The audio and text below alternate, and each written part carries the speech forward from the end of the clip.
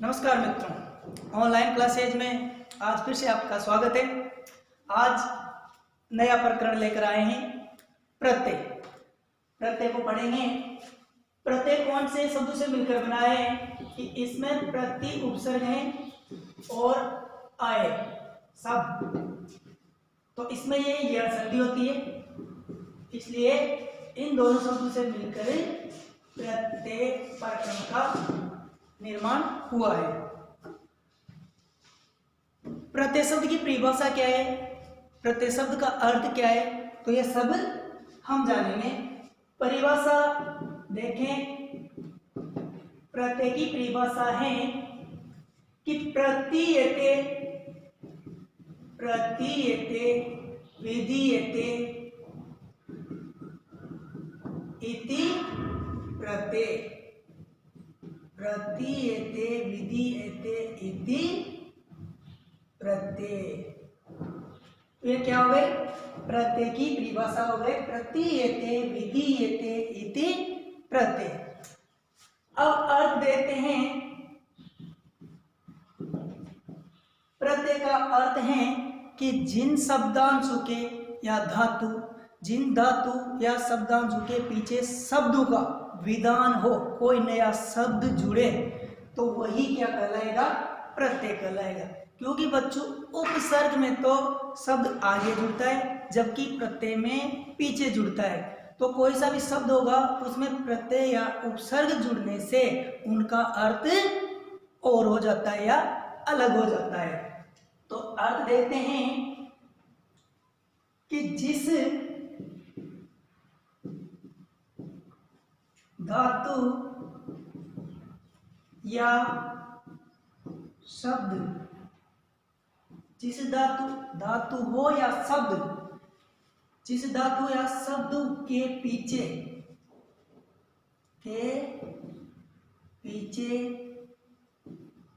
शब्दांशों का, जिस धातु या शब्दों के पीछे शब्दांशों का विधान किया जाए,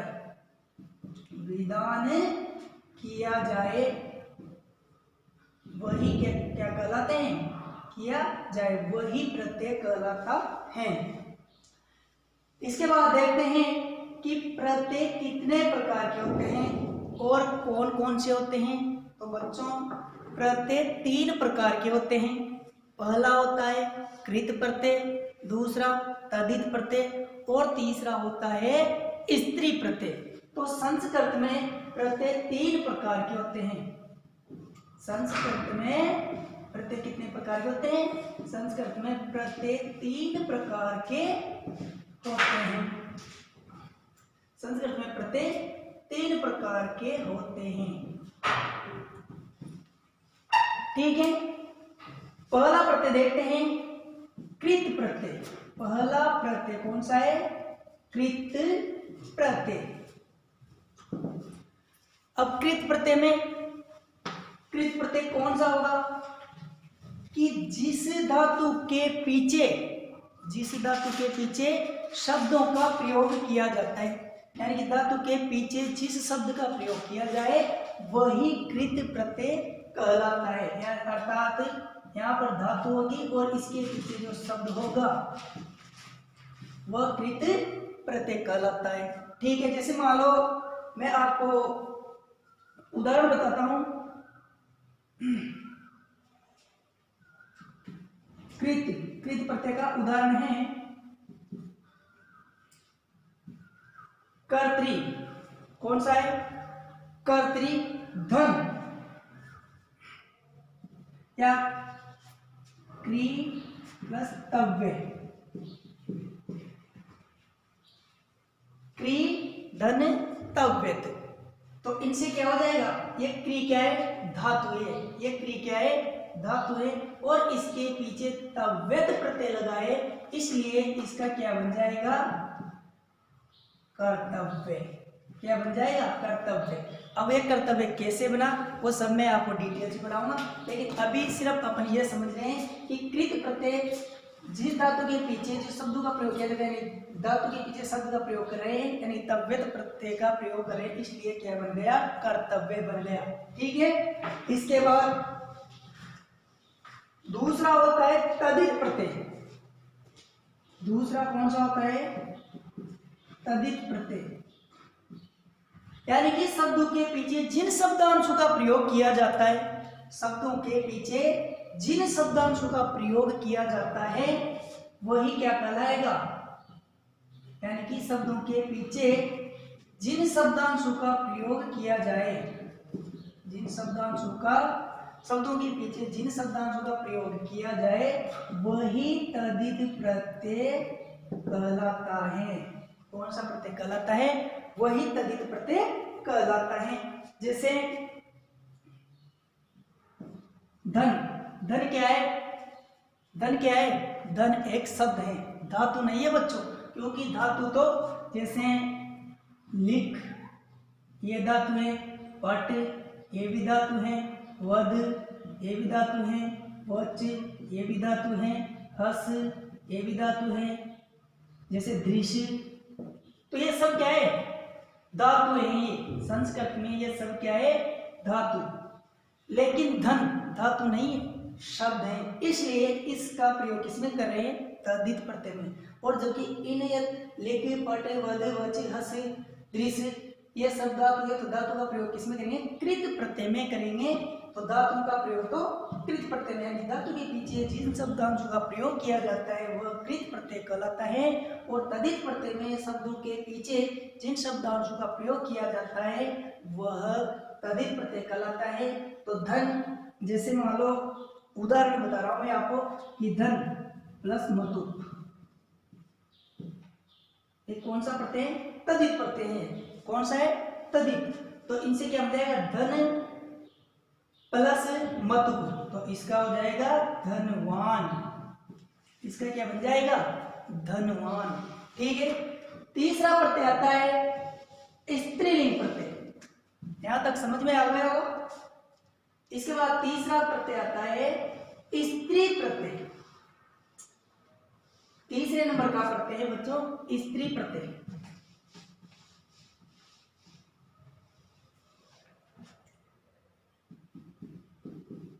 स्त्री प्रत्यय, स्त्री प्रत्यय, स्त्री प्रत्यय में क्या करना है कि शब्द या धातु के पीछे जिन शब्दांशों का प्रयोग किया जाता है, यानी कि शब्द हो या फिर धातु, इसके पीछे जिन शब्दांशों का प्रयोग किया जाता है, यानी कि शब्द या धातु के पीछे जिन शब्दांशों का प्रयोग किया जाता है वह स्त्री प्रत्यय कहलाता है। और इसमें दूसरी बात है कि किसी भी पुल्लिंग शब्द को स्त्रीलिंग बनाने के लिए स्त्री प्रत्यय का प्रयोग किया जाता है। जैसे देव, देव क्या है, शब्द है, देव क्या है, शब्द। अब इसमें तल प्रत्यय, कौन सा प्रत्यय लग गया, तल प्रत्यय लग गया। देव में कौन सा प्रत्यय लग गया, तल प्रत्यय। तो ये क्या बन गया, देवता। क्या बन गया, देवता। तो देव शब्द में तल प्रत्यय जुड़ने से देवता बन गया, इसलिए ये कौन सा प्रत्यय हो गया, स्त्री प्रत्यय हो गया, क्योंकि देवता शब्द स्त्रीलिंग में है। ठीक है। जैसे एक और देख लेते हैं, कुमार, क्या लिखा हुआ है, कुमार। कुमार में नी प्रत्यय जुड़ने से, कुमार में नी प्रत्यय जुड़ने से कुमारी बन जाता है। क्या बन जाता है, कुमारी। अर्थात पुल्लिंग शब्दों को स्त्रीलिंग बनाने के लिए जिन शब्दांशों का प्रयोग किया जाता है वह स्त्री प्रत्यय कहलाता है। ठीक है। अब एक एक करके हम इन प्रत्ययों का पढ़ेंगे। उनसे पहले मैं आपको एक श्लोक सुनाता हूं।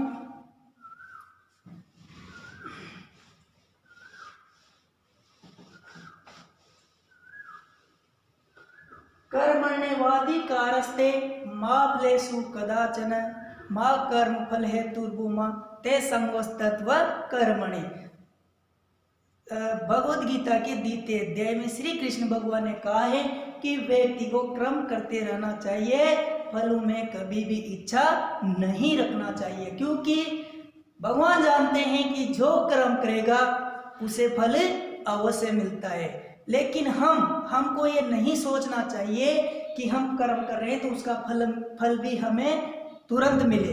इसलिए आपको सिर्फ क्या करना है, पढ़ाई करना है कि कितने अंक आएंगे और कितने अंक आएंगे या फिर कितने पास होंगे या नहीं होंगे, एक सब कुछ छोड़कर आपको केवल पढ़ाई में ध्यान लगाना है। जो कर्म करेगा उसे फल अवश्य मिलता है। ठीक है बच्चों, तो आगे प्रारंभ करते हैं। इससे आगे हम सबसे पहले पढ़ेंगे हम कृत प्रत्यय। कौन सा प्रत्यय पढ़ेंगे? कृत प्रत्यय। तो कृत प्रत्यय में पहला प्रत्यय आता है कृत प्रत्यय में सत्री प्रत्यय।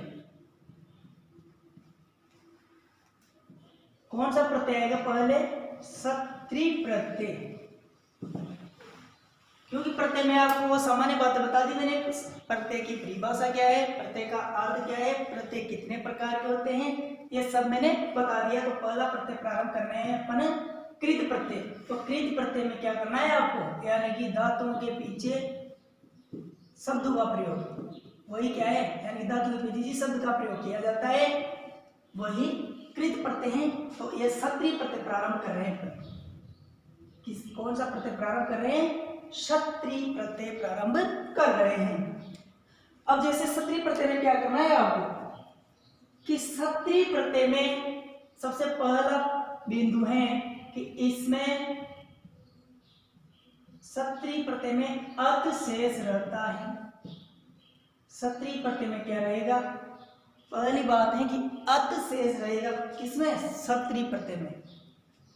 जैसे ये सत्री प्रत्यय में अर्थ शेष रहता है, यह तीनों लिंगों में चलता है। सत्री प्रत्यय तीनों लिंगों में चलता है। सत्री प्रत्यय तीनों लिंगों में चलता है। ये दूसरी बात हो गई। अब तीसरी बात ये है कि इनके रूप जैसे जगत, किसके? सत्री प्रत्यय के जगत, भवत और नदी के समान इनके रूप चलते हैं। किसके? सत्री प्रत्यय के। सत्री प्रत्यय के भवत, नदी, जगत, भवत और नदी, इसके समान इसके रूप चलते हैं सत्री प्रत्यय के। तो इसमें अर्थ शेष रहेगा। तीनों लिंगों में सत्री प्रत्यय का प्रयोग होता है या तीनों लिंगों में चलता है। जगत, भवत, नदी शब्द रूपों के समान यह चलता है। सत्री प्रत्यय में जैसे पुल्लिंग में अन, स्त्रीलिंग में अंति और नपुंसक लिंग में अत शेष रहता है। अगर सामान्य पूछे तो अत शेष रहता है सत्री प्रत्यय में। अगर तीनों लिंगों की बात करें तो पुल्लिंग आते ही तो अन शेष रहेगा, स्त्री प्रत्यय आते ही अंति रहेगा और नपुंसक लिंग आते ही अत शेष रहता है पीछे। ठीक है, तो ये सत्री प्रत्यय की सामान्य बात है कि सत्री प्रत्यय में अत शेष रहता है, तीनों लिंगों में चलता है। जैसे जगत में, भवत में, जैसे कि इसमें नपुंसक लिंग में जगत की तरह चलेगा और पुल्लिंग में भवत की तरह चलेगा और स्त्रीलिंग में नदी के जैसे शब्द रूप चलते हैं उसके समान चलेगा। ठीक है, अब उदाहरण से पढ़ते हैं। सत्री प्रत्यय में कौन कौन से उदाहरण हैं और कैसे बनते हैं ये सब पढ़ेंगे। जैसे सबसे पहले आप यहाँ पर लिख लीजिए देख लो, यहाँ पर लिखेंगे सबसे पहले धातु। ये धातु कौन सी है, इसमें प्रत्यय कौन सा है, यहाँ पर लिख लेते हैं पर प्रत्यय। ठीक है, इसके बाद यहाँ लिखेंगे पुल्लिंग में कौन सा रूप बनता है, स्त्रीलिंग में कौन सा रूप बनता है, और नपुंसक लिंग में कौन सा रूप बनता है। ठीक है, यहाँ पर सबसे पहले धातु, उसके बाद प्रत्यय लगाएंगे, फिर धातु में सत्रीय प्रत्यय लगने पर पुल्लिंग में कौन सा बनेगा, स्त्रीलिंग में कौन सा बनेगा, और नपुंसक लिंग में कौन सा बनेगा। जैसे धातु में लिख लेते हैं पहले अपने पट लिख, पट लिख हस, फिर जैसे पा भू, ये धातु है, यानी पट लिख हस पा भू मिल खाद। इस प्रकार से ये क्या है, ये धातुएं हैं। अब इसके पीछे कौन सा प्रत्यय लगाएंगे, सत्रीय प्रत्यय। कौन सा प्रत्यय पढ़ रहे हैं अपन, सत्रीय प्रत्यय। तो इसमें सत्रीय प्रत्यय लगाएंगे, इसमें भी ये सत्रीय प्रत्यय लगा दिया, मान लो इसमें भी ये सत्रीय प्रत्यय हैं, इसमें भी ये सत्रीय प्रत्यय हैं, इसमें भी ये सत्रीय प्रत्यय हैं, और इसमें भी ये सत्रीय प्रत्यय हैं। ठीक है, ये प्रत्यय लगा दिया, जैसे इसका भी ये सत्रीय प्रत्यय है। तो यहाँ पर ये आगे क्या है, धातुएं पट लिख हस पा भू मिल खाद, और बहुत सारी रहती है, लेकिन अभी इनको समझ लीजिए, आगे फिर समझाएंगे। जैसे पट है, तो अब याद कीजिए कि पुल्लिंग में क्या शेष रहता है, अन।